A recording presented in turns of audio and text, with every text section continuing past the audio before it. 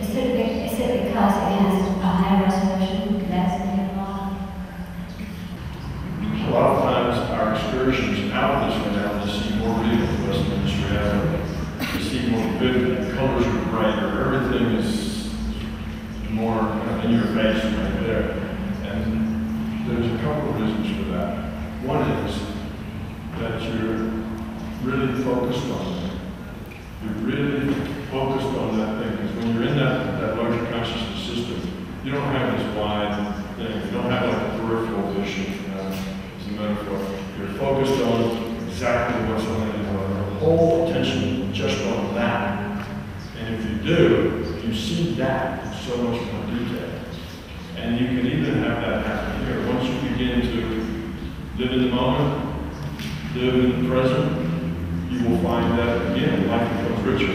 You see things you didn't see before. Colors are more saturated. It actually happened here when you focus on things very intently. But that's one reason, is that you're more focused when you're in that state. The other is that there's less noise. When you get a signal here, when you receive data here, the data is very complex, and you have to interpret it. When you're getting that data in that dream, or that lucid dream, you're getting a data stream that is very simple.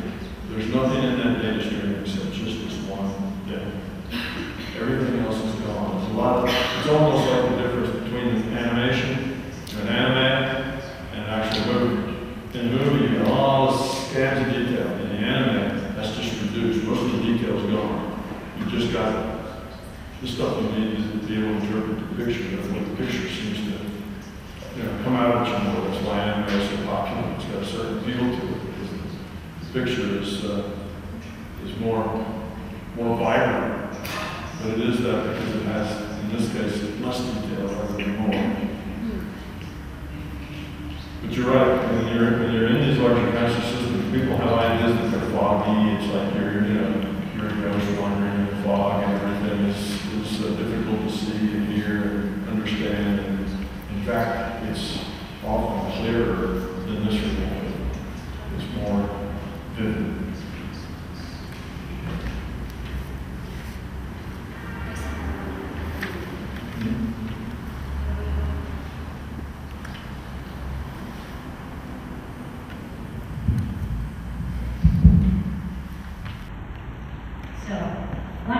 Beautiful definitions of love is the one that we speak in your book.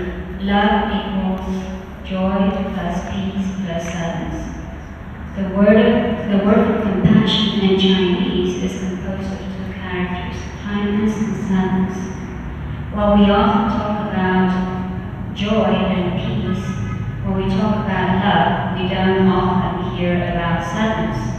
Would you talk about sadness in the context of love? Yes, that's a good question. And in my books, I do talk about love and sadness and their connection. Love has a sad component, can have a sad component to it. It doesn't have to have a sad component. Love is also joyous.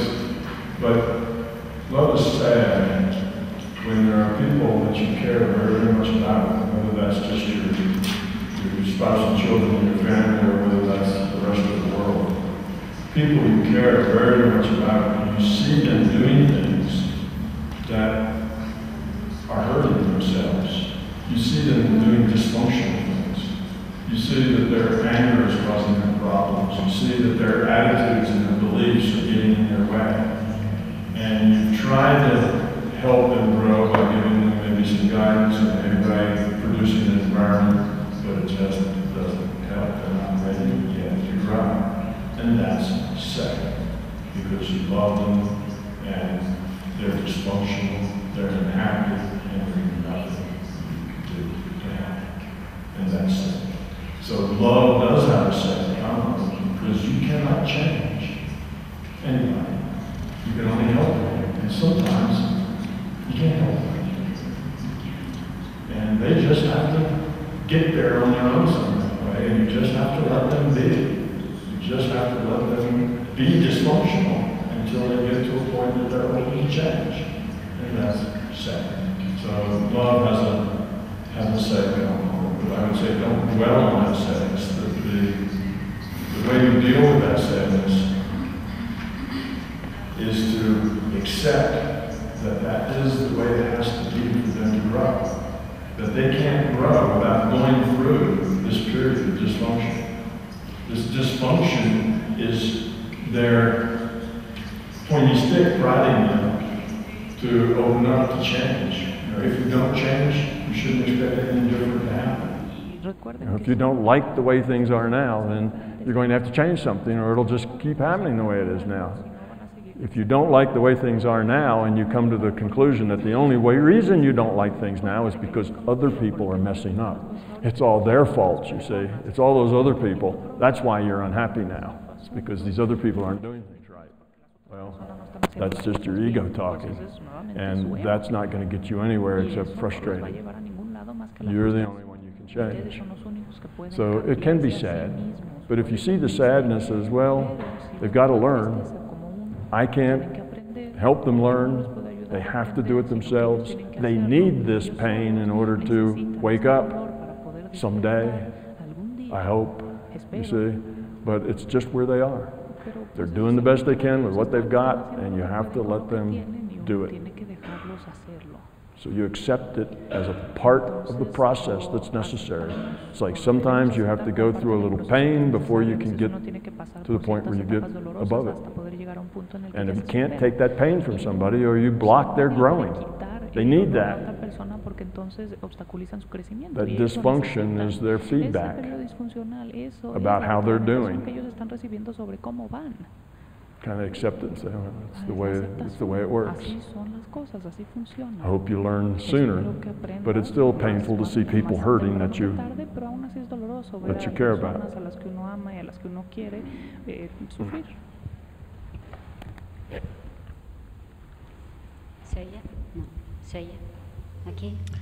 Can you hear me? Yes. Javier Pizarro, who is Javier, it's him. What's the difference between advanced consciousness and something spiritual, or is it the same? Same, just different words for different things. When you evolve the quality of your consciousness, become love, grow up, spiritual growth, a spiritual person, these are all the same thing. There's really no difference, just a different choice of words.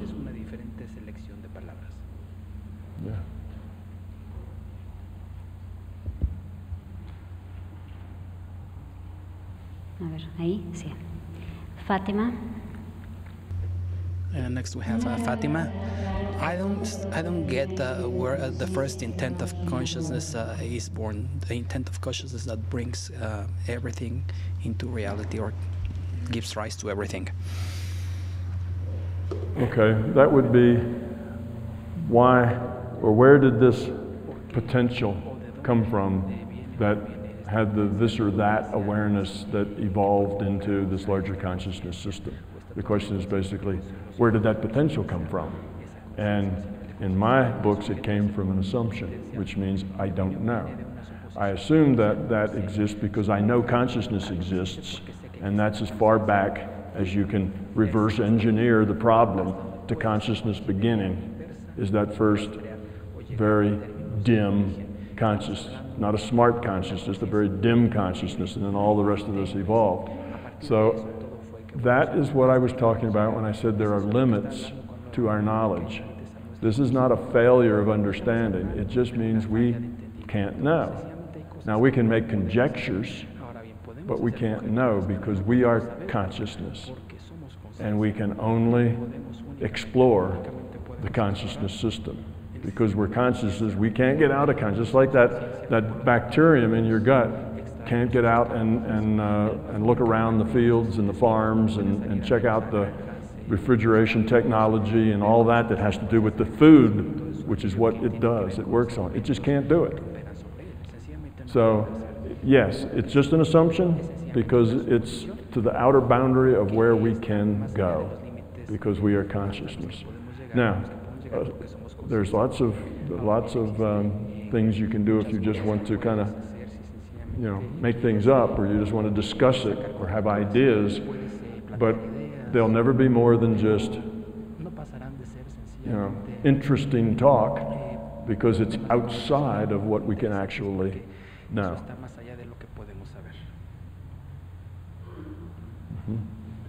That's it. Yes, ma'am.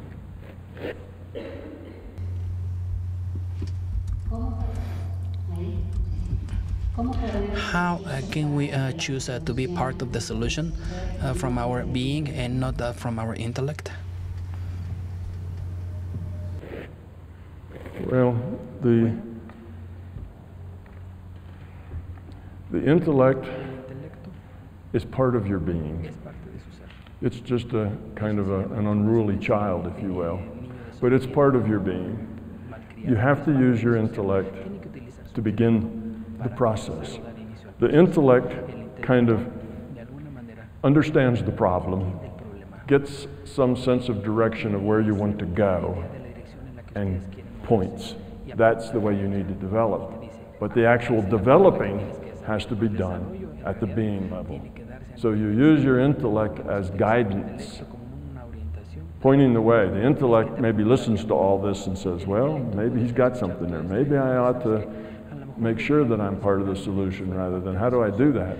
Well, the change has to come at the being level, but the intellect can help guide that change. The intellect needs to assess that change. Every once in a while you have to say, well, am I any closer to my goal than I was 6 months ago? Have I found any fears? Have I conquered any of them? Am I more love? Have I changed at the being level? And if the answer is no, well, then the intellect should say, maybe I need to try something else. I may need to go a different way. I need to take another approach. So the intellect's kind of your guiding, pointing finger of what you need to do and when you need to reassess. But the change has to come at the being level. So both have to work together. You can't, your being level sometimes can change without your intellect. Sometimes people just have big aha moments. Sometimes they're just walking down the street and wham, they get it. Something falls into place and suddenly now they know. So that's change at the being level that didn't pass through the intellect, but that's the exception rather than the rule. The rule is that we guide ourselves through this, and that's why it's important to be open-minded and skeptical, because we don't want to trust that intellect too far, because if we give it too much rope, it's liable to get caught in a belief trap or liable to think it knows more than it does. So we put a constraint on that intellect and say, okay, intellect, do your thing, but be open-minded and be skeptical so you don't get led down some false path, or that you refuse to go down some correct path. So with that condition, we let the intellect go, and if we can keep it open-minded and skeptical, it'll take us someplace useful. We only get into a problem with our intellect when we're no longer open-minded and skeptical, when we think we know things we don't, and we're just skeptical, or we're just open-minded and not skeptical. Neither one will work. Okay?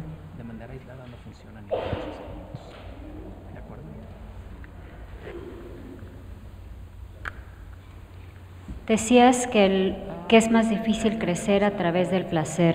¿Por qué? ¿Cómo podemos empezar a hacerlo? Well, that's why I'm here, is to help that process along, you see. If you're just going through life and you're miserable because of your attitudes and your fear, and you don't know that that's what's causing it, you have no idea. It's your ego, it's your fear that's really the problem. And that the relationship you have in your own mind, it's always the other person's fault, but actually it's both of your fault, because it's a relationship. There is no fault. It's just the way you are together, and that you are, though, responsible for it. So it's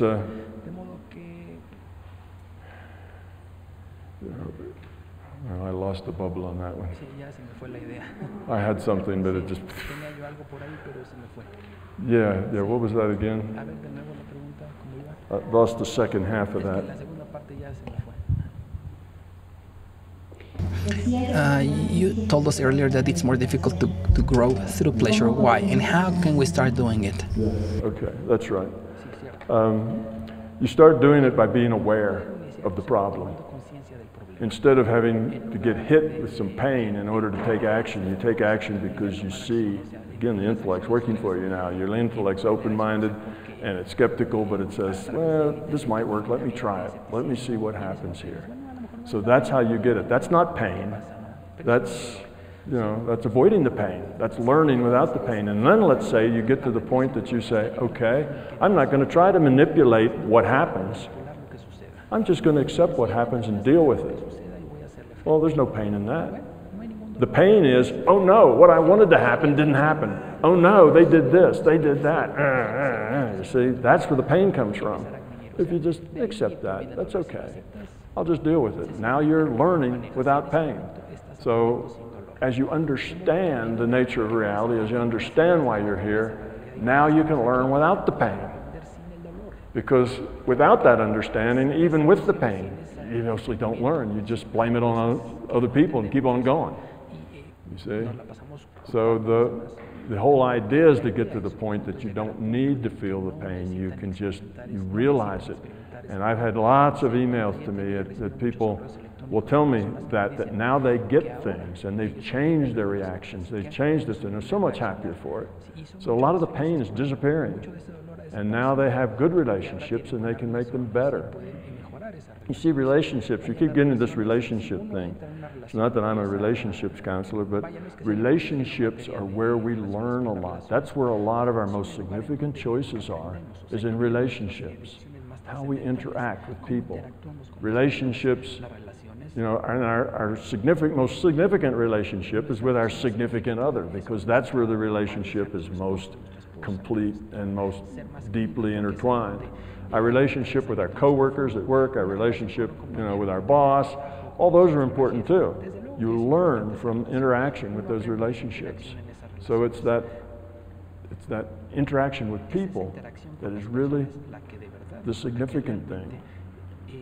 That's the most significant thing. The choices you make in your relationships with people. I mean, you make lots of other choices too. You made a choice whether to drink coffee this morning or not, things like that. But those choices aren't really very important. The important choice is, how do you react? How do you interact? How do you feel when is your boss just stupid and he never sees, he never sees what it is, you're trying to say, and he never gives you any credit and it's all his fault. Well, we do that. We blame everybody else for the fact that we're not getting it the way we want it, instead of accepting the way it is and seeing how we can deal with it most effectively. And not how can we manipulate it most effectively, but how can we deal with it most effectively. Okay, so I would say that we want to move out of that we need pain to grow. But I make that statement that pain is the best teacher because that's generally true of all of us. We don't learn until it hurts. But let's cut that out. Let's start learning without that pain.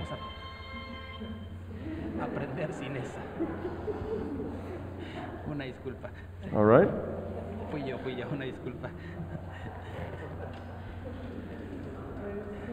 Aprendamos sin ello. Un toquecito. Una disculpa. Okay. Where does fear come from? Is it anchored in the brain or the intellect of the avatar? Is it inherent in consciousness? If consciousness is the computer in command and its intention moves towards love, does that mean that the fear that dominates us is a failure in the system? It's not that fear is a failure in the system. Fear is a challenge to the system. Okay? The system, yes, the fear is at the level of consciousness. The fear is not, isn't a product of the virtual brain and the virtual body. That's just there to provide constraints to the experience of the consciousness, to experience of the, of you. We have fear because we are not fully evolved. We're not grown up yet. Evolution process is still going on. Okay. Some of us are farther along in this process than others. There's pieces of the system that are more grown up and pieces of the system that aren't as grown up. The gain, the lowering the entropy that you get in the system is from the pieces that aren't so grown up, growing up. And the pieces that are more grown up, growing up even more. The whole thing is moving toward evolving together. So it's not a failure of the system that we exist. We are the system. See, we are a big part of this larger consciousness system. We and all the other entities that are out there. We're it and it's us. It's not that there's it over there, and then there's us. And we're the dumb part, right? We're the fearful part, and it's the love part. It's not like that. It's all one thing. It's like you have this body, and you say, well, you know, my brain's the smart part, and this hand is really stupid. You know, it's always grabbing things it shouldn't grab. You know, you can't say, oh, why doesn't the brain, you know, it's a failure of the brain to, you know, to fix the hand or something. It's all part of one thing. So we are, you know, we are part of the larger conscious system. It's us, we're it. But it's more than us. There's other parts, there's other beings. There's, you know, there's the executive part that has to help the whole thing operate. But the executive part can't just, you know, we said this earlier, the executive part, let's say that is more evolved than we are, can't just duplicate itself and erase all of us and say, I'm done. It hasn't gained anything there. Now it's just stopped itself from evolving. It's just cut off its evolutionary strategy. Now it's just it, the way it is. Well, you don't lower entropy just by duplicating what you've got. You've got to grow, you've got to change, you constantly have to becoming different. And when you have consciousness in daycare, the daycare consciousness grows faster, changes more quickly than any other, right? Look at your children. Look how fast a 2-year-old learns. Look how fast an infant learns. If you could continue learning at the rate of, you know, your 6-year-old or your 7-year-old, I mean, they pick up languages like this, right? And it's not because somebody sits down and tells them this is a noun, this is a verb, and, you know, this is the correct structure. They just absorb it and pick it up. It takes us 3 times longer to learn a language than it takes them. And we have to work a lot harder at it. So the consciousness that is not developed yet is growing more quickly. So here we are, and we're growing up. We are that strategy of the larger conscious system for growing.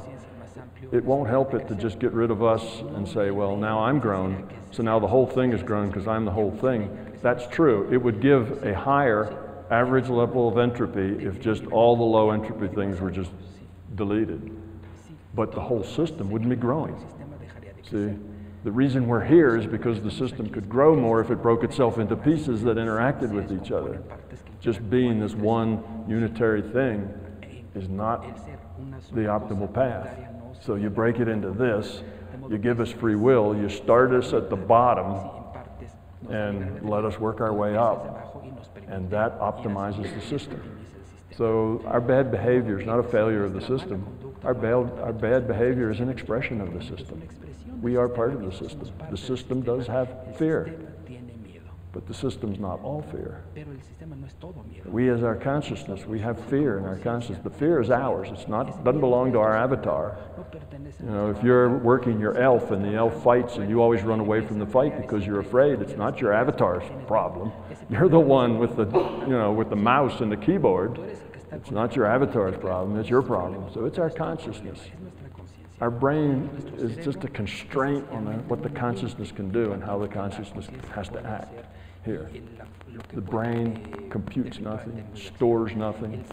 It's just a constraint that represents the rule set. We're who we are, we're consciousness. Okay.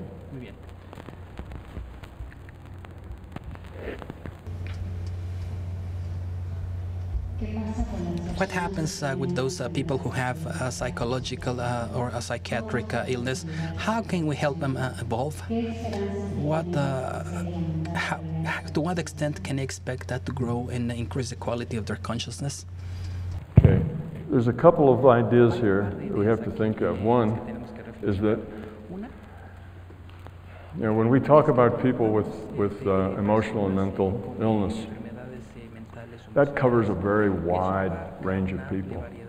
Sometimes we label people we label them as being mentally ill or emotionally ill because they are not like us.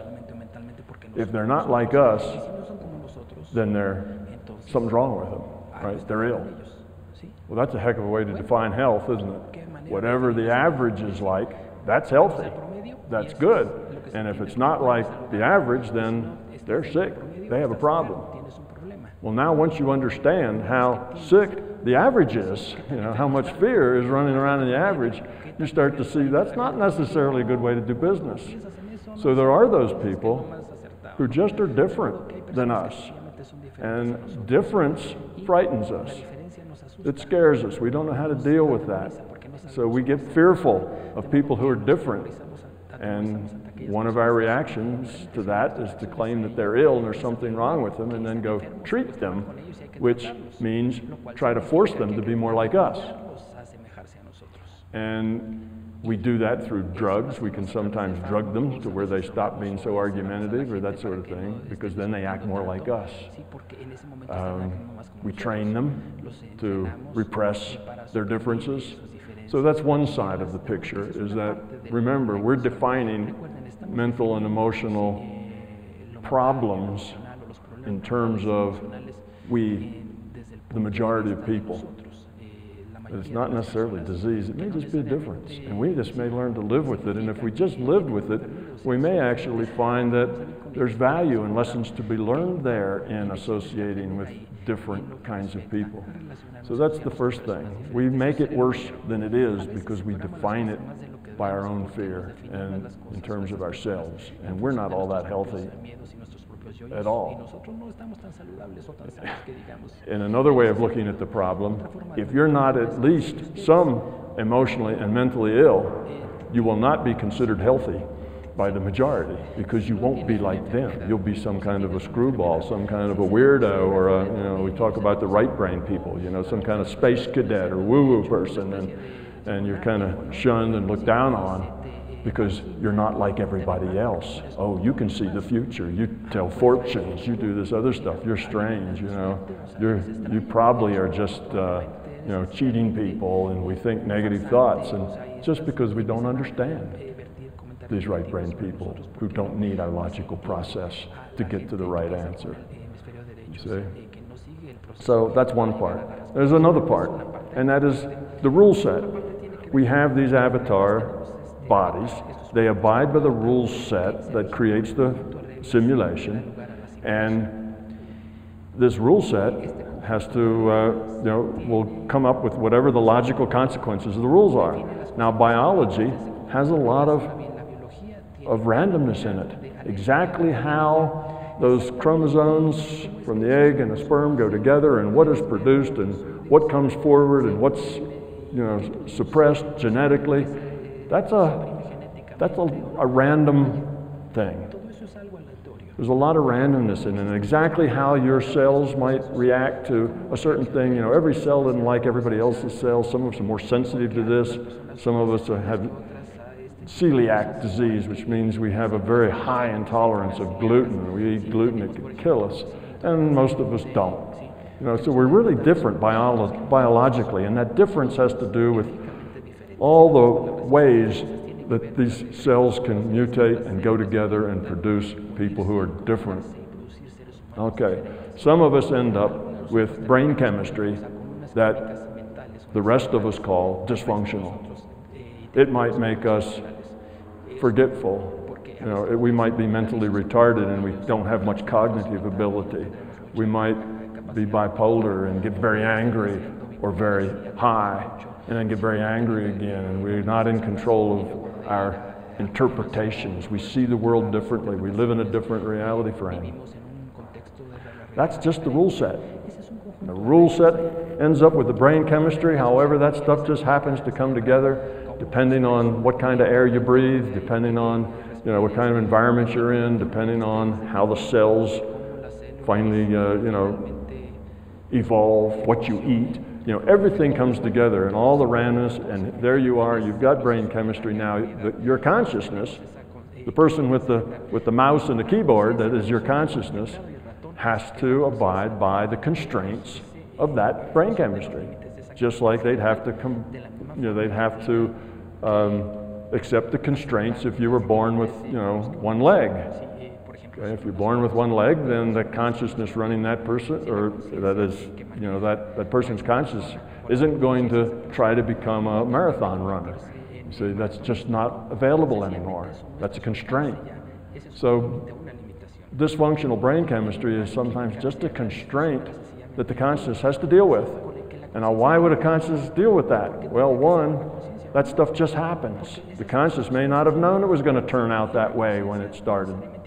And now it just has to deal with it. See, conscious has to do that. Accept what it gets, deal with it.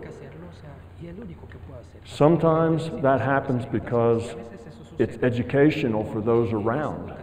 Sometimes having one of these tragedies in your own family or in a neighborhood or something like that, or you work in a job where you deal with them, will change you. So it's a growing thing for other people to see that people can be different, but they still have a life in their own reality.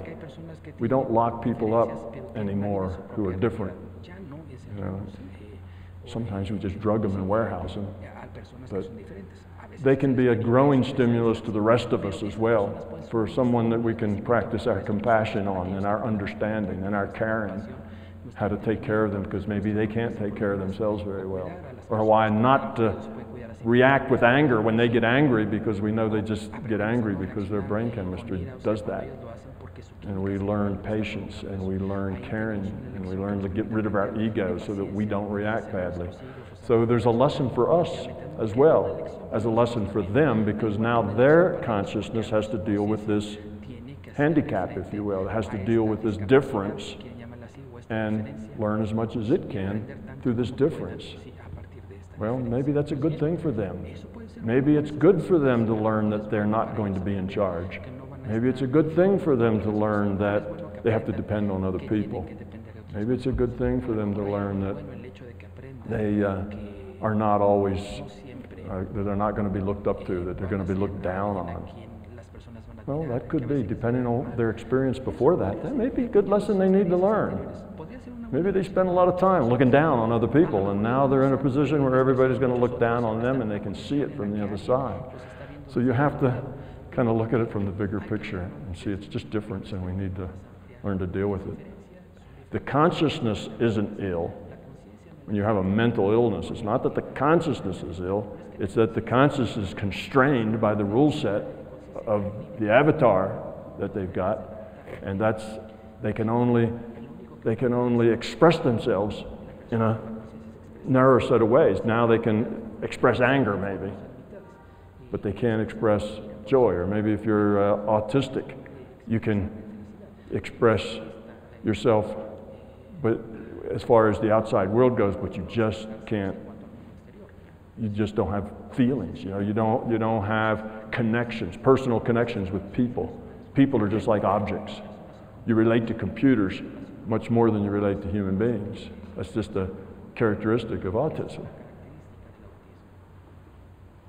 They're different. We should learn from them. We should be compassionate, and we should treat them with respect. But it's not a sick consciousness. It's just a physiological problem.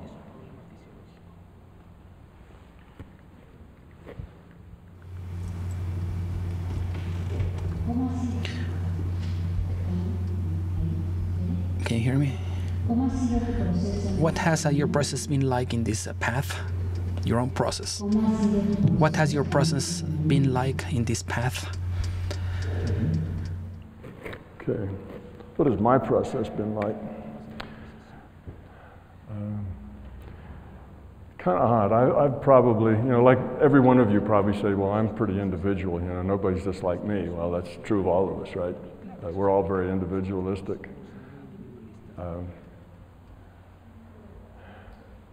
I've gone through different phases. If you read the first section of my first book, I kind of do a little story, a little biography on me and so on. But at a very early age, I was what we guess would call meditating and communing with non-physical beings. That's like 5, 6, 7 years old regularly. So I had that experience, but that's not that unusual. Children at that age often have out-of-body experiences. We tell them it's silly and not to talk about it or whatever, but that's natural for them. And it was particularly natural for me. And as I got older, I became interested in science and physics and so on, and then I was a really left brain scientist. If there wasn't the proof, then it didn't make any difference. It wasn't real. It's what's called in science an operational definition. If there's not some operation you can do with it, if there's not some experiment or some way that you can measure it, then it either doesn't exist or it's irrelevant. Only things you can measure and experiment with have any relevancy, you see. That's an operational condition. That's a very short-sighted way of looking at things. That's very closed-minded. But anyway, I was there too, so I understand that approach. But all the time I was there, I also had this history of being able to get information about what was going to happen and what was going on, and I never particularly thought that was unusual. I'd always been like that, you see. So there was kind of two sides of me that were living in this one avatar. And then I ran into Bob Monroe, and I was open-minded. Even as a scientist, I was open-minded. And I didn't shut any of this out. I didn't say, oh, that's ridiculous. I just said, well, if you can't measure it, then it's unknown. It's just irrelevant. There's no point in going there because we don't know anything about it. If we can't say anything about it for sure, then we don't need to say anything about it at all. Why just guess at things? That's not practical. But my mind was open if there was more information. So when I got with Bob Monroe, I got lots of this more information. He taught me about going out of body and how to do that, and we started doing experiments with healing, and suddenly I had all the data I needed to know that this was real, another part of reality. And at that part, it's like, whoa, I thought reality was this big, and I found out it's that big. All the reality I thought existed is now just a little subset. I need to explore this bigger reality and find out how its physics works, because that's what physicists do, is find out how things work. So that's what I did, and that's what led me to the books, and that's what led me here. So my journey was one of various stages. I was right-brained and left-brained both together. I had this right brain part that I always could get information from nowhere that was valuable, but I didn't really think a whole lot about it. This was the way it was. I just assumed that's the way everybody is. And at the same time, I was very structured and had a good mindset for being a scientist. They came together with Monroe, and now I would say that I am whole-brained. You might say I'm very left-brained and I'm very right-brained both, but I do those all together.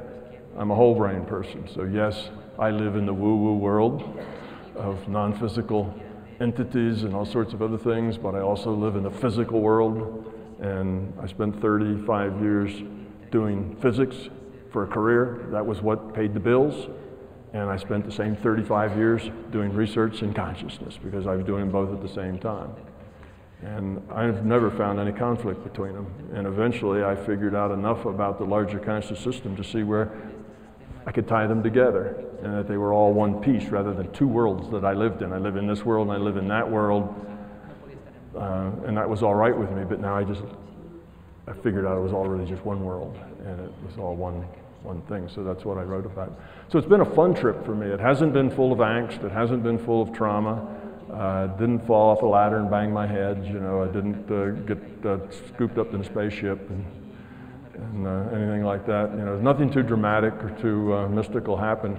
I just grew up and figured things out. It became obvious that it wasn't just about the information, the learning. It was about growing up. It was about becoming different. And it just becomes an obvious thing, and you just kind of do it.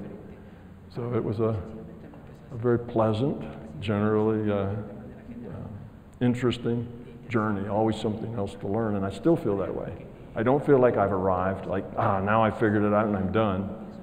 I'm still in process, and I think we all are.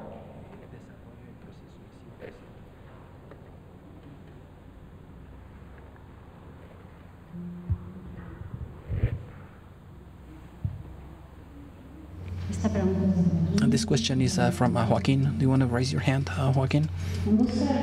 In the quest of this internal knowledge through meditation, sometimes you have experiences out of your physical body.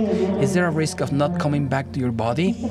Is there a possibility that this virtual world could become into a life as a dream? I mean, less in contact with it? Well, I'll answer kind of two questions here. One is, should you be afraid of not coming back if you go out of your body? And the answer is no. Okay, that's not really a problem. That's just a belief and a fear. It's like fear that somebody will cut your silver cord while you're out, you know, and now you'll be lost, or that kind of a thing. These are just beliefs and fears. It's not a dangerous thing to do, but here's kind of the rub there, is that people feel like when they give up control, they're giving up their life. It's like if you know, their life is control. Everything they know is, you know, they have to control everything. If they don't control it, it might hurt them. Well, when you go out of body, when you learn to get into the larger consciousness system, if it's all about ego and about control, you can't get there. And you get to a point where you realize you're going to have to just let it go and accept what happens. There's no control. You're going to be in some place, and whatever happens, you don't know what's going to happen. Okay? So you have to live gracefully with uncertainty and give up the fact that you're in control. People can't do that. And in their mind, they associate that with death. Just not being totally, you know, no control whatsoever.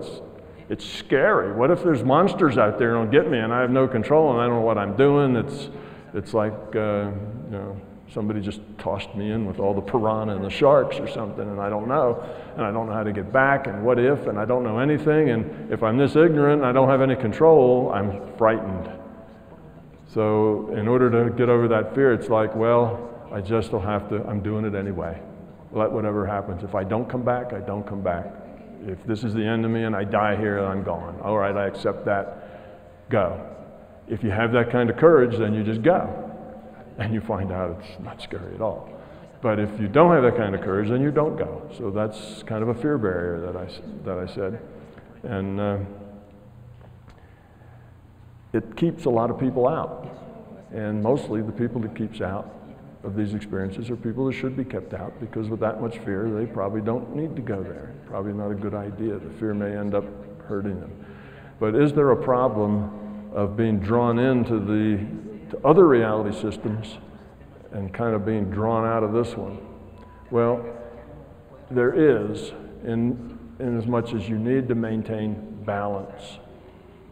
Okay? You can go into other reality frames to learn, to grow. As long as it's valuable to you, it's a good thing to do.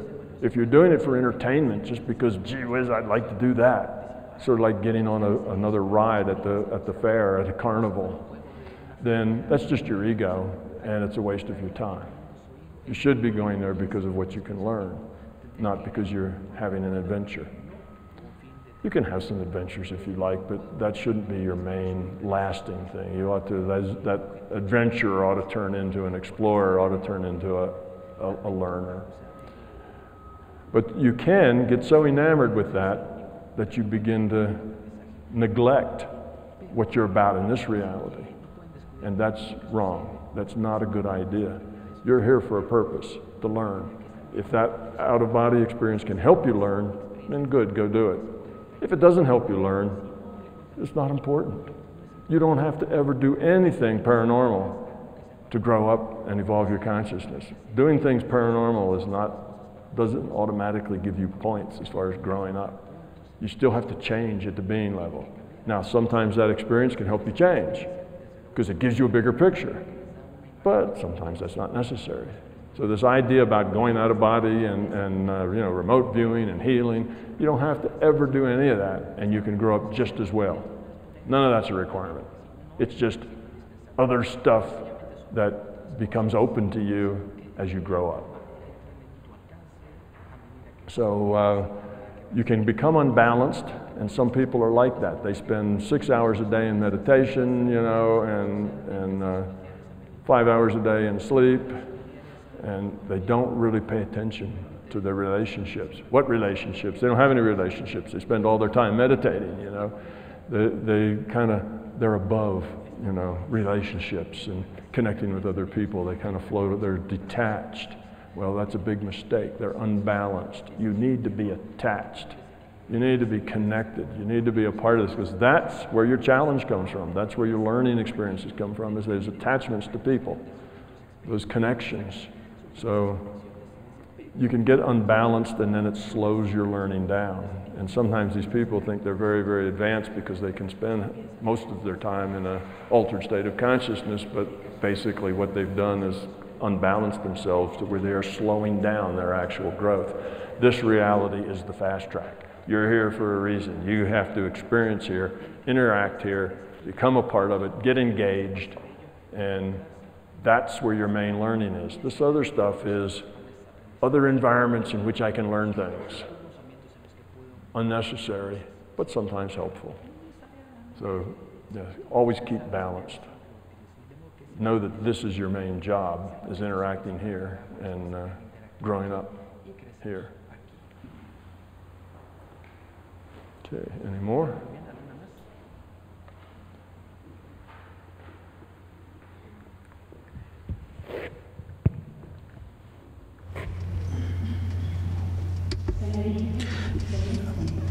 I find it difficult to think in the world of business from the standpoint of love when it is kind of a concrete or asphalt jungle.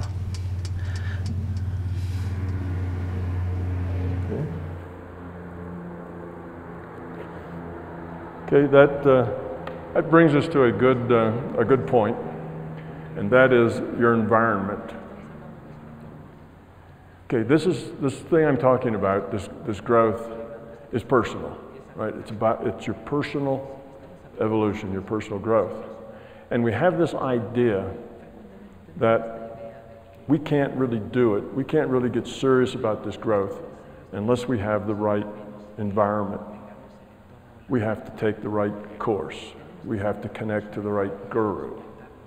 We have to give up our worldly things, and become monks. We go to a monastery. Those are the people who really have a chance to go down this path. Not us. I have to work all day, and I've got kids and mortgages to pay, and I can't be doing this and that too. And it's my environment. I do this, except my life just doesn't allow it very much.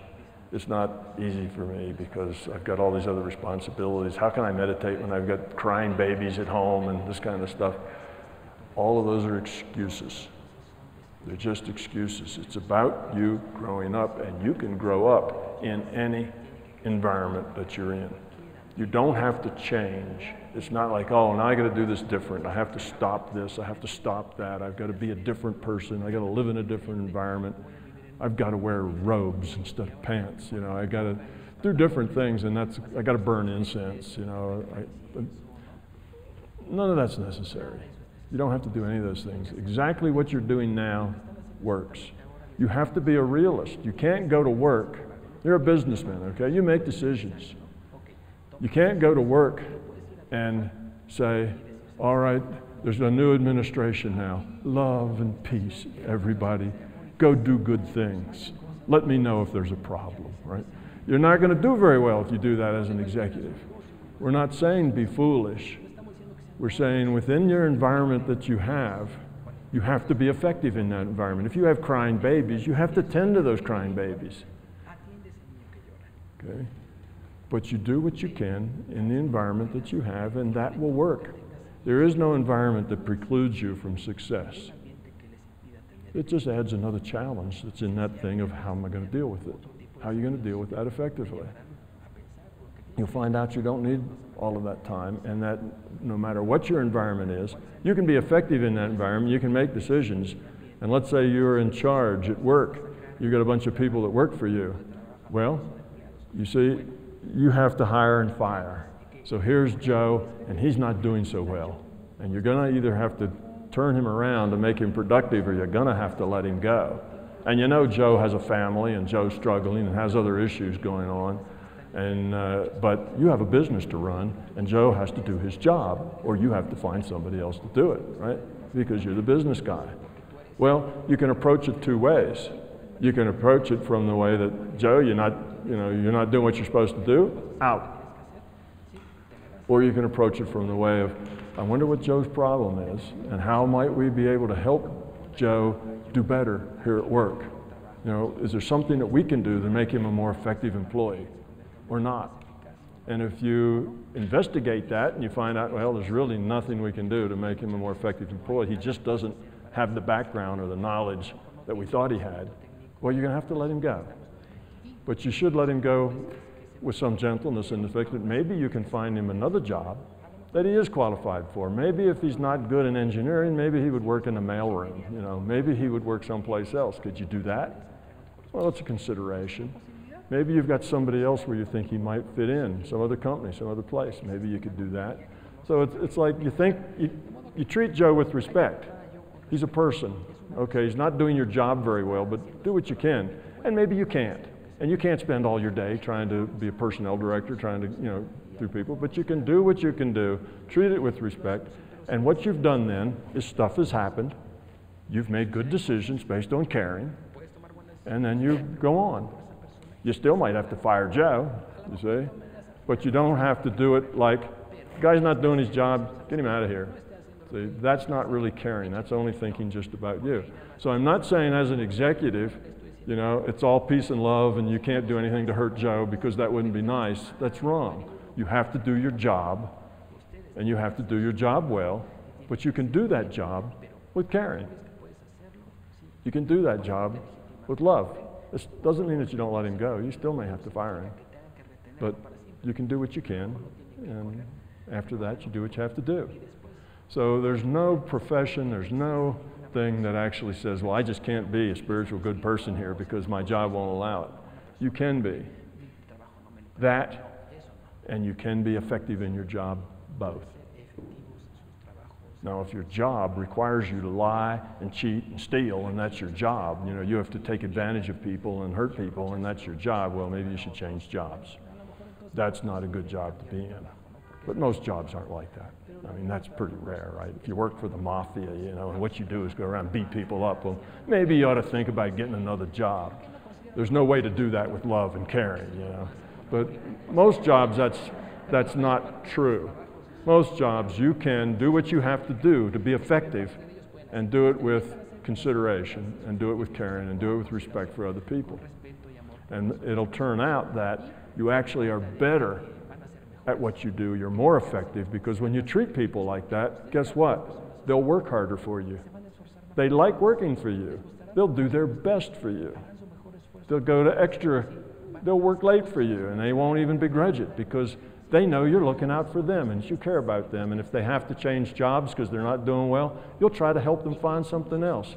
And they appreciate that. So if you act like that and you say, well, I'm not the tough guy. I used to be a tough guy at work and everybody was afraid of me, and they'd work really hard, and they would whenever you were around. And then they'd talk bad about you when you weren't. That's bad morale, and it isn't productive. So you find out that these positive attitudes, these loving, caring attitudes, are good for business, not bad for business. They're good for whatever you do. It raises morale, it raises productivity. So it's not I can either be a caring person or I can be a good businessman. You can be both. And actually you'll find out as being a caring businessman, you actually can do business better. Okay. Hmm? About 5 more questions. Okay. And we've got about half an hour. So. Okay. You're in charge. I'm your, All right. I'm your worker.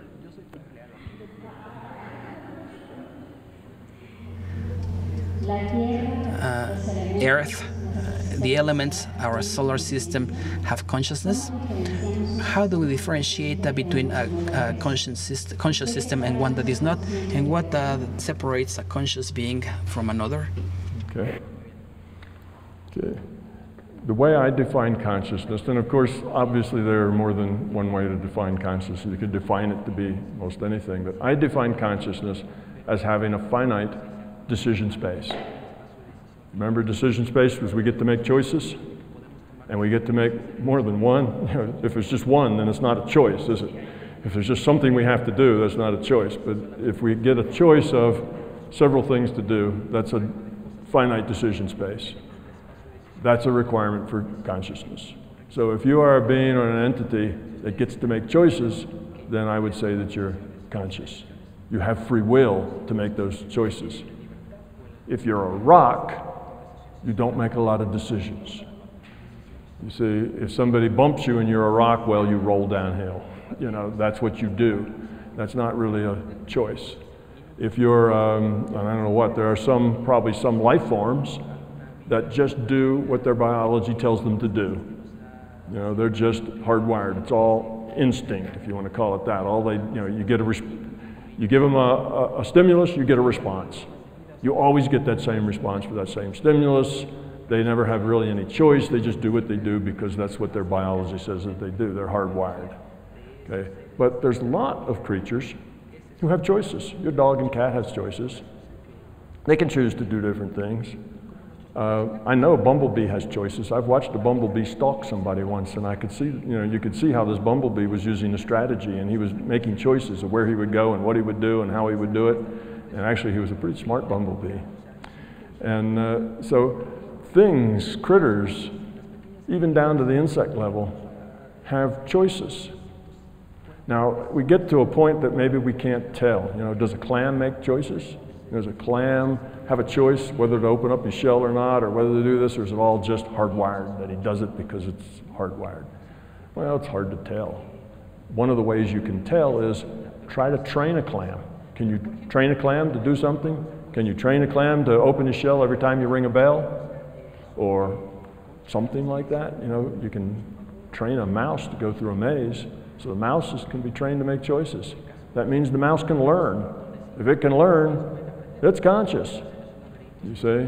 So if you can train a clam to open a shell when you make a noise or do something that's not part of its normal environment, then the clam's making choices. But now all consciousness is not the same. I mean, it's fundamentally the same at a fundamental level, but it doesn't all have the same capacity. This bumblebee didn't have a lot of capacity. Maybe its decision space was only this big.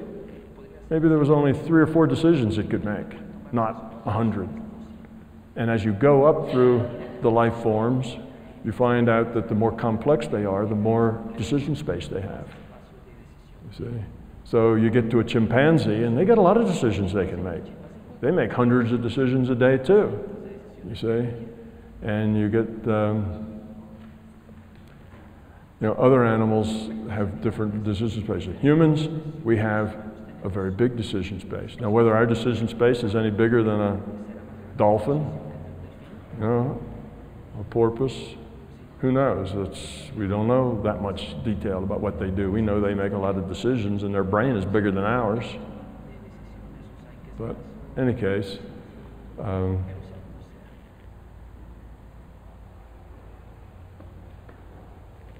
guess that's enough.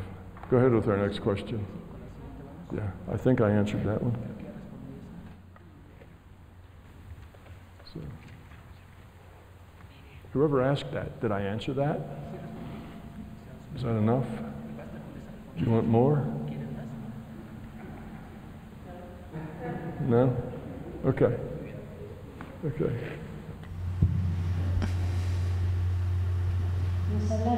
You talked to us about people who are sick or with different needs or with psychological illnesses from the standpoint of our relationship with them. My question is, how can they evolve from their own reality, from their excess of anguish, suffering, and sometimes with the incapacity because they may not have all that free will?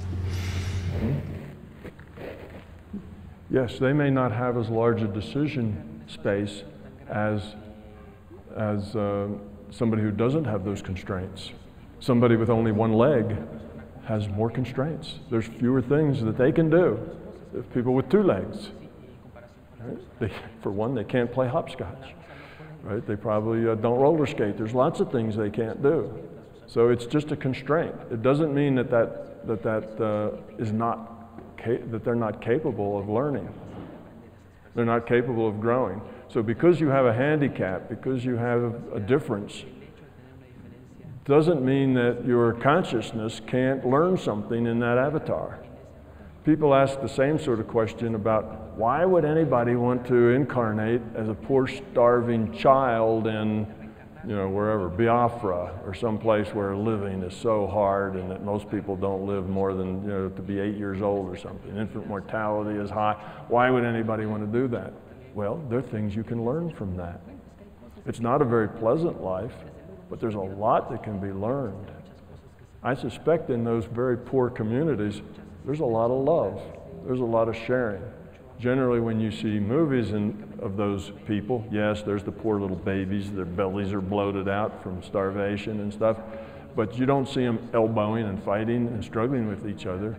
Generally, they're sharing what they've got. They're doing the best they can. There's a pretty high quality going on there. There's a lot of, caring and empathy for each other because they're all in the same boat together. So what if you're an entity that just wants to get your feet wet and you're kind of afraid of a whole long, complicated incarnation? You just want something simple and then get out. Well, maybe that would be a perfect place for you to start. It's not about having a good time. It's not about feeling good. It's not about being, comfortable and having enough to eat. It's about growing up. And you can learn a lot of stuff from an avatar that has a handicap. There's a lot of things to learn. What about the movie? Remember the guy that made the movie called My Big Foot? You remember that? It was a movie about a guy who couldn't, I don't know if he didn't have arms or he couldn't use, but he learned to manipulate things with his feet like he would have with his hands. Well, what did he learn? Did that entity in that crippled body have something to learn? Yes. So we learn sometimes from our constrictions, from our constraints. Remember when, what was his name? Christopher Reeves fell off a horse, was paralyzed from the neck down. Here was a young man in the peak of his career. He was the Superman actor. In the peak of his career, paralyzed from the neck down. He had some choices that were important. He could have wallowed in self-pity. Oh, why me? Why this happened to me? It's so unfair, and been miserable. And he didn't.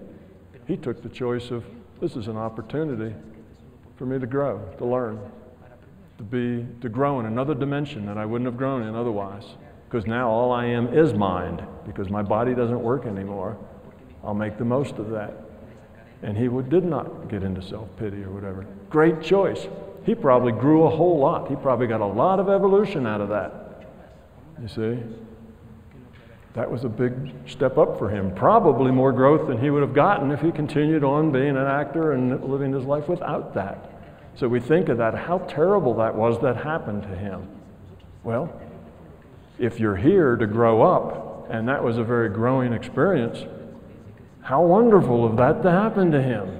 He really grew up, but he could have made the wrong choice. He had free will. He could have sunk into self-pity and been miserable and unsufferable, but he wasn't. He made the right choices. So having constraints can be valuable in what you learn and how you interact with people. So it's not, we have to not look at it from the perspective of how awful. Look at it from the perspective as everybody's here doing the best they can with what they've got. And maybe what they've got is only one arm or one leg or something. Or they're bipolar and they can't control their emotions. Maybe that's what they got, but what they're supposed to do is do the best with what they've got. And that handicap offers them different set of choices that they would have had if they didn't have the handicap. And that different set of choices can be very rewarding. We're here to grow up, not to have a good time. So even the children who are starving in Biafra have opportunities to learn and grow up. And they may have even more success than somebody living here in Mexico City that's well fed, has a car, 2 kids, house in suburbs, and is miserable, unhappy, and hasn't a clue as to what it is they're doing here. You see? So who's got the better condition? Who's doing more with it?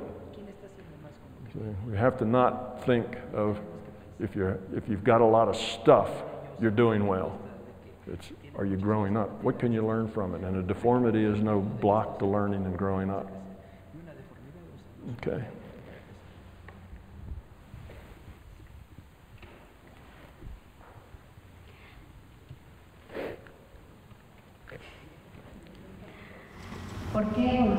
Why evolve towards love and not towards happiness? Who or what decides to what we evolve or where we evolve to? Okay. Kind of where does happiness fit into this? And who decides? We decide. We decide what we evolve to. We decide what we become. Nobody else does. Happiness. What about happiness? What makes us happy? Happiness is not a goal. If your goal is to be happy and you're in pursuit of happiness, you'll probably never find it. Happiness is a consequence. It's a result of a life well lived. It's a result of getting with the program, of evolving, of doing what you're supposed to be doing, of meeting your purpose here in this virtual learning lab. If you do that, you're happy. You're happy because you care. You're happy because you accept things. You're happy because you can live with uncertainty. Uncertainty doesn't make you stressed. Okay? Happiness is a product of doing the right things for the right reason. That's what makes you happy. If you say, well, what I really want is happiness, I'm going to do whatever it takes to be happy, and happy is your goal, you'll never get there, because happy is a byproduct, not a main product. But we become, there is no one that decides what we become, whether we become happy or whether we grow or not. It's entirely up to us. We create our experience, our life here. We create it, and if it's miserable or if it's happy, it's because that's the way we've made it. We don't like to think that our unhappiness and our stress is because we've created it, but we have. If it's happiness, then we'll take credit. Okay, we created that. But if it's misery, no, everybody else does that to me. I don't create that. It's everybody else is messing up. So we have to take responsibility for our misery as well as our happiness.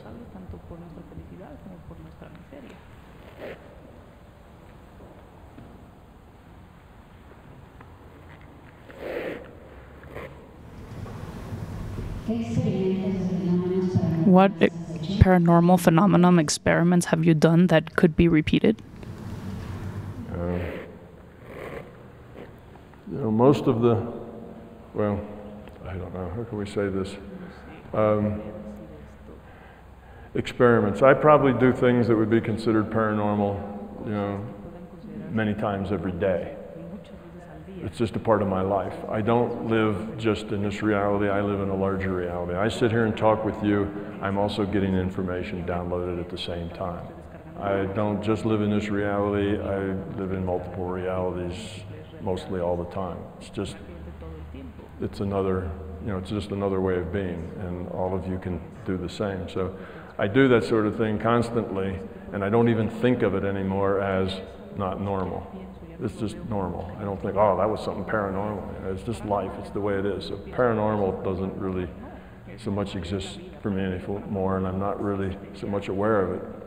On the other hand, talking just about experiments, did lots of experiments when I first started working with Bob Monroe, and all the time that I was with Bob Monroe. So for a decade, experiments was the name of the game. You had to do these experiments, because otherwise, how did you know it was real if you didn't do the experiments and get the data and show that you actually could see what was going on someplace else you'd never been and verify that that is what was going on there?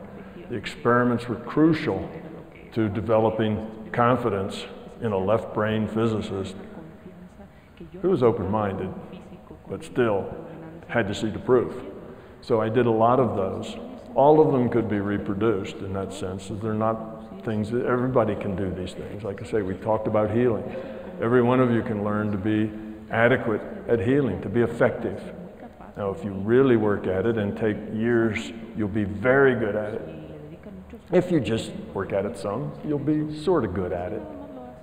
If you don't work at it at all, you probably won't be good at it at all.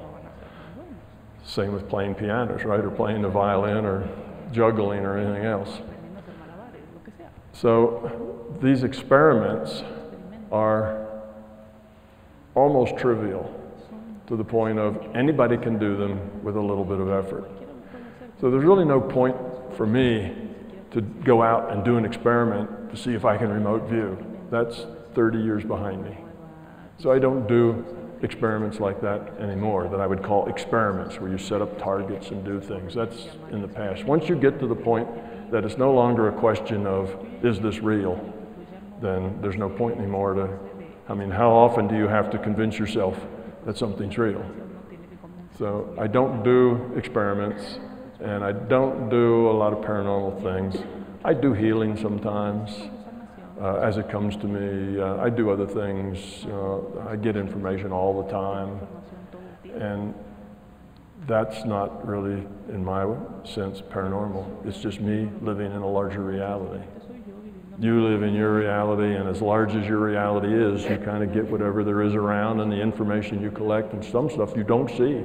Sometimes you just don't understand people, or you don't see what's going on, and that's not in your reality. And then you grow up, your reality gets bigger, now you see more things. Well, it just keeps going like that.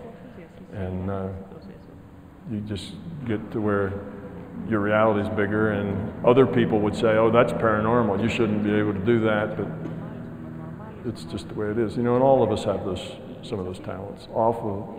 Empathy is that talent. When you empathize with another person, you know, that's kind of paranormal. You're getting information from them, that the way you empathize with them. You feel for them, you kind of feel their pain. Well, that's not normal, that's paranormal. Why should you feel their pain, right? That's some kind of psychic, weird woo-woo stuff. Well, everybody does that. The placebo effect. We've got laws that say if you can't beat the placebo effect, you can't market your drug, and the placebo effect is paranormal. We've got paranormal phenomena driving our legal system here in drug sales. It's not normal that if you tell somebody that you've just given them wonderful new medicine and it's really sawdust or sugar and it makes them well, that's not normal. You got a physical body. What you tell them should have nothing to do with what's going on in their liver. That's just in their intellect. That's all that's mental. What could that possibly have to do with their liver? Well, it does. And it's so credible that it's part of our legal system, right? Placebo effect, it's paranormal.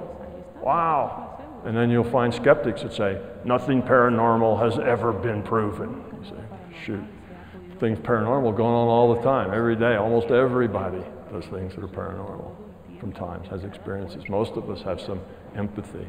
How many mothers knew that their children were in trouble before they actually got that information? Happens all the time. Wow, that's paranormal. So the paranormal is not that interesting, actually. It's just life. You live in a bigger reality, you get more information. It's normal. There is no paranormal. It only looks like it's para, means beyond normal, when you have a very small view of what's normal. So if your view of normal is little, then things that fall outside of your belief of what's normal, we call them paranormal, and they're impossible. You see, because you believe they're impossible. If you live in a larger reality, there's nothing para about it. It's just the way reality is. It's just normal.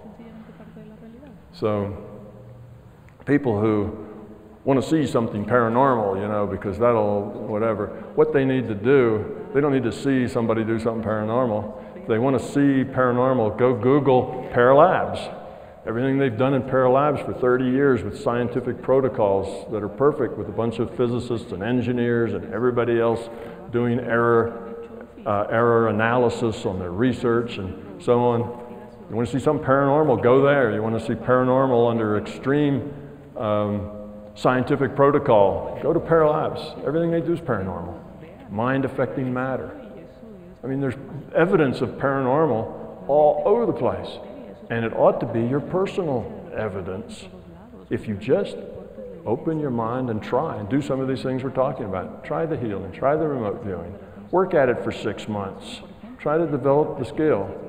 And now you will be able to tell people about how you experience paranormal and now it's real for you. So, you know, there's no point in doing things that are paranormal. You need to experience it. You don't need to see somebody else experience it. You need to experience it. If you just want to see somebody else that's done it, go to Google. You can find 100 things going on that are paranormal, and some of them with immaculate research and protocols behind them. So, you know, paranormal, you know, it's like, who cares? You know, it's very pedestrian.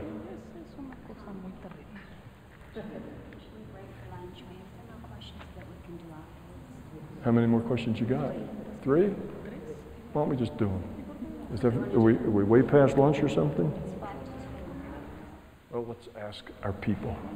Ladies and gentlemen, would you like to do the last 3 questions now or go to lunch and get to them later? Do them now? ¿Quién quiere antes de comer ahorita? Go to lunch now and do them later? I think the do them now won, but it was close.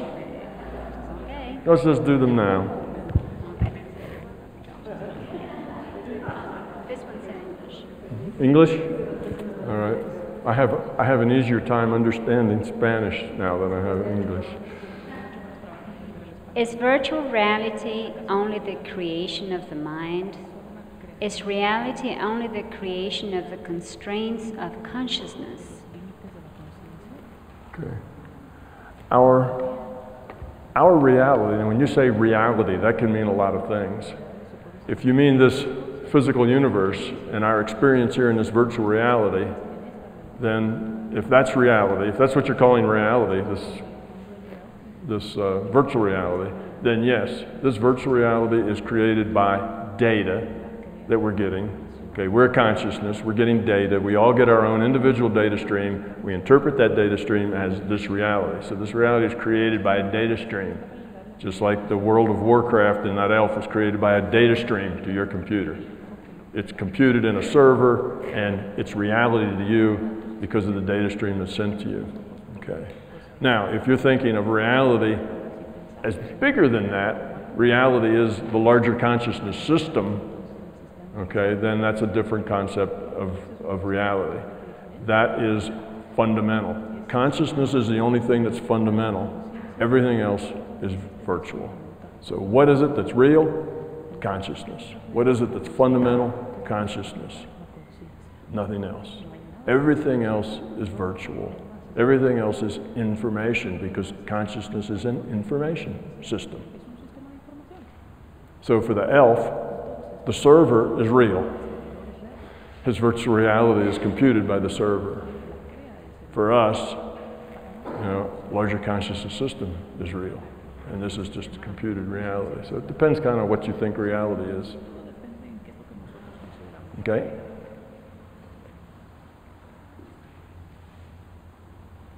¿Cuál es el tercer cambio de paradigma? Realidad. What language is that?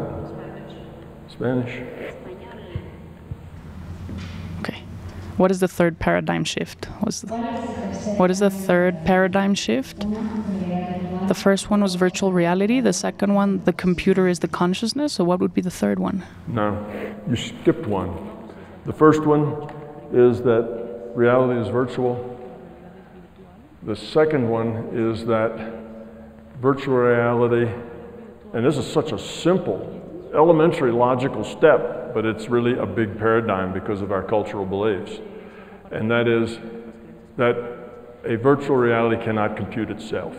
Okay, virtual reality is a simulation. It's a computed reality, and it cannot compute itself because it didn't exist to compute itself so that it could exist to compute itself. You see, there's this endless loop that doesn't work.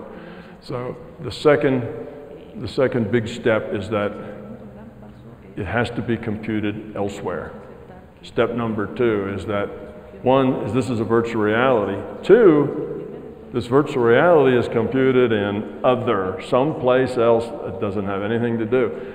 And an interesting thing there is that if it's not in this reality, and we call this reality physical, then other, where this is being computed, is non-physical. It's a non-physical place that is the source of our reality. That's a big step, even though it is trivially logic. Trivial logic. Can't compute itself, therefore it has to be another, and other by definition isn't here. That's why we call it other, and this is physical, and other is not, unless you say it's some other physical place that isn't physical to us, but then that's just a word game. And what you'll find is that there really is no difference between physical and non-physical. Physical and non-physical is just a perception of the observer. That elf thinks his world is physical. We think this world is physical. When we're dreaming, we think that dream world is physical, right? In that dream world, we do stuff that's physical. We manipulate stuff, things get us, we fall over cliffs. It's physical. And when we're in that dream, this virtual reality is not physical. This becomes non-physical. You see? To that elf, that server is in other. That server is non-physical. To us, the server's physical. You see? What's physical and what's non-physical is just relative to the observer. The reality, the virtual reality you are in, appears physical. When your avatar dies here and you wake up in another reality, that reality's physical. There's people, there's beings, there's lines to stand in, there's tables to sit down at. You see, it's physical. To us, it's non-physical. There's nothing fundamental there. It's just a point of view. So other, the fact that the simulation cannot simulate itself. It can't start its own simulation. And that other is non-physical to this physical virtual reality. That's the second big paradigm shift. From a logical standpoint, a third grader ought to be able to make that paradigm shift in 10 seconds or less. It's trivially obvious. From a cultural belief that we have, it's huge. It's a giant barrier that I saw a bunch of physicists sitting around in a discussion saying, well, I'm not so sure that this system couldn't have computed itself. And you know, you see Fredkin sitting there and his eyes are rolling like, you know, how could you say that with a straight face? You know, that's obviously impossible. A thing that doesn't exist can't compute itself so that it exists so that it can compute itself. That's really not tough logic, guys. You know, that's pretty simple.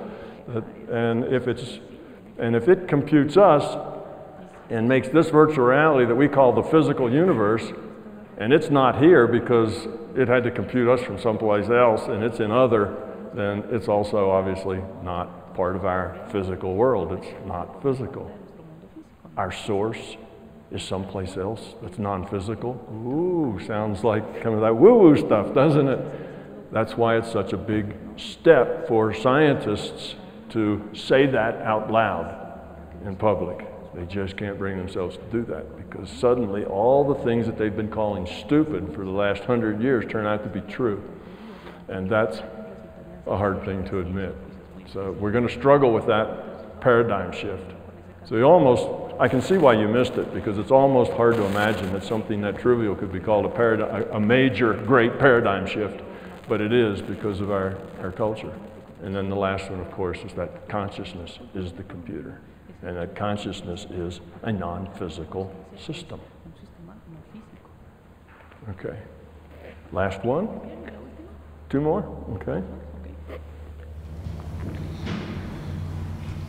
The Earth is a conscious organism?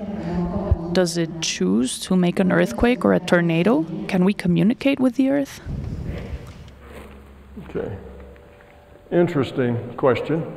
Complicated, though. We talked about consciousness, and I said it had a finite decision space. Okay, and we think about a rock, and we say, does a rock have a finite decision space? Can it choose whether to roll downhill or not? No. So we say rocks are unconscious. So we talk about something else. Let's talk about a tree or a sunflower. And we say, is a sunflower or a tree conscious? And we can say, well, does it have a finite decision space? Can it decide to do this or do that? Or is it just hardwired? Well, somebody will say that sunflower, it tracks the sun. It decides it wants to move with the sun. Well, not really, because the sun heats up one side of the stem and the other side of the stem's a different temperature, and that just makes a torque that makes the thing follow the sun, so it's kind of hardwired. It's hard to tell sometimes, like we say, does a clam do things on purpose, make choices or not? Hard to tell. Can you train a tree to do something? Well, you can't make it go through a maze, right? It's kind of stuck where it is. I would say that there's really little evidence that things like trees are conscious in the way that we define it. They don't have a finite decision space.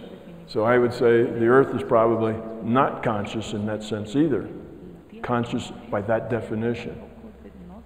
But I think a tree does have a certain sense of awareness, you see. Just because you have a tree that doesn't make decisions doesn't necessarily mean that you have a tree that isn't aware of anything.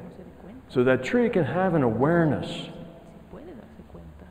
of, it's a dim awareness, you know, it's a tree's eye view, if you will. It's not not like our awareness, not an intellectual awareness, but it's kind of a sense of what's going on. And those of you who commune with trees and kind of can feel that awareness, you sort of intuit that. But living things, I believe, can have an awareness without having a finite decision space, but I would then say they're not conscious. That's because that's my definition, okay? But they do have an awareness. All right, now take the Earth. The Earth and all the living creatures on it, okay, is part of this reality. It's part of this thing. It's also part of the data stream. And we in the Earth are intimately interconnected, more so in a global way than we are, say, with a particular tree. But we can be interconnected with trees as well. We can love and care for forests and for maybe our favorite tree in the forest or whatever. But we all are in this thing together, we and the planet, right? We're all part of one kind of bigger organism here, we and the planet. If we don't do our stuff right, then the planet suffers too. So if you think of the planet as kind of, we're part of it and it's part of us, you know, just like we do with consciousness, it's all kind of one thing. We grew up out of the planet, you know, from the one-celled things to the multi-celled things to what we are. We're a piece and part of this planet. It's a piece and part of us. Mother Earth. Then you kind of give the idea that this Earth is kind of alive because we are. You know, not that it's a separate living being that lives on its own and was sitting around saying, I wonder when the people are going to show up, you know.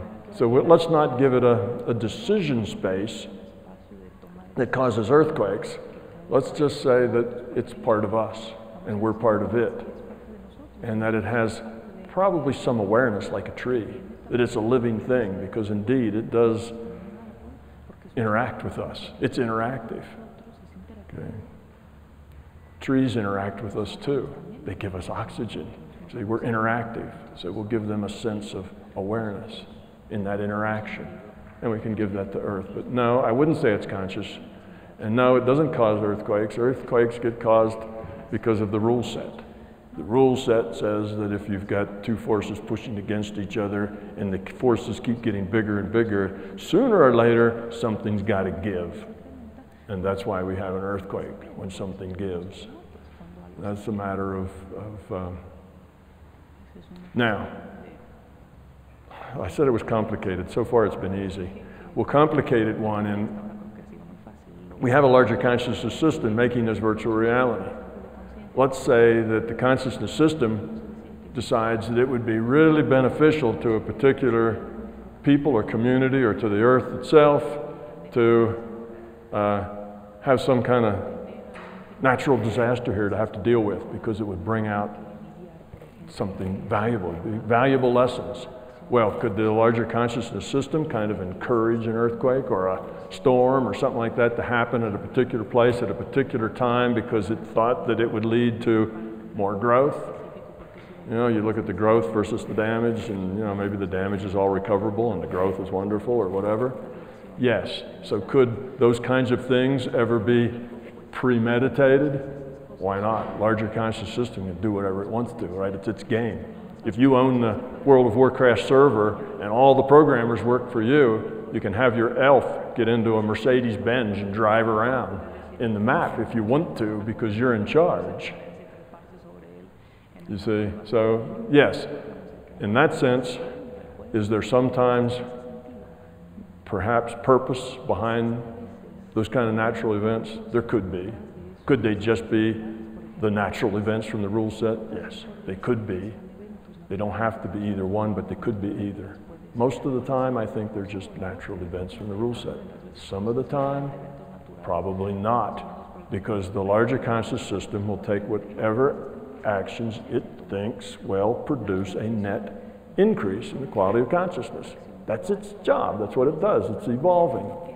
So might it ever do that by raining on your parade, or making the rain suddenly disappear so you could have your parade because somehow that might affect somebody's growth or whatever?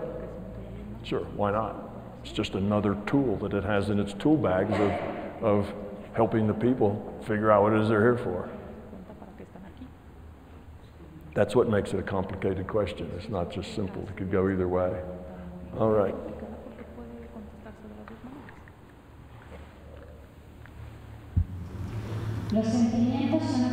Feelings are a characteristic of the physical body or of the conscience, of the consciousness, sorry. Can we heal someone else of an emotional pain? The feelings are a part of the consciousness. The physical body doesn't really have any attributes of its own except its constraints. It's just there to constrain the experience of consciousness. So the anger, the fear, the emotions, the love, the caring, all of it is an attribute of consciousness. Consciousness is the active ingredient here. This physical virtual reality is the stage. Okay. Now, what about emotions, and can you heal them, and can you change them? Yes, that's a part of another being. It's part of another consciousness, the way they are. You can heal emotional issues. You can calm somebody down. You can agitate someone, okay, with your intent. You can make somebody feel less anxious. You can even encourage people to feel angry. And if you do that, and you talk to the person and they're like this, and they're saying, I'm feeling really, really angry, but I don't know why. You know, I don't know what I'm angry about, because they don't have anywhere to focus it. But you can do those things. Emotions are just another part of the consciousness, and they can be modified by the probability, just like anything else. So yes, you can do that. So it's not only that you can only heal physical things. Oh, here's somebody cut their arm, I can help the cut heal faster. Oh, somebody's upset, I can help the upset heal faster just as well. It's all part of consciousness. It's all part of their being. It's all part of the statistical, probable reality. We are part of that reality. We are also probable, statistical beings. We're a set of data. We, these subsets of consciousness. Remember, this consciousness system is an information system, a digital information system. We are digital information. We consciousness, not we physical body. We're digital information too. We're constraints on the information that is our consciousness. consciousness is just information too. So it's not like, oh, we're the real thing, we're the consciousness, and those other things are just digital information. We're digital information too. We are digital information with free will and choices. We can go out and do things and evolve and change ourselves. The body's just there to give us constraints in this game so that we can get traction, so that we can change ourselves, get feedback, and grow up better. I know, it's very complicated, isn't it? But it's really not. Once you see it, and once it makes sense to you, then it goes from complicated to being so easy, because everything now just fits together so nicely that it makes perfect sense. But until you get to that point, it's like, oh, I've got a headache. It's really hard to deal with. But I wish you a lot of luck. I'm trying to not give you headaches, but I know I'm giving some of you headaches anyway. Sorry about that. Okay, we done? What's next?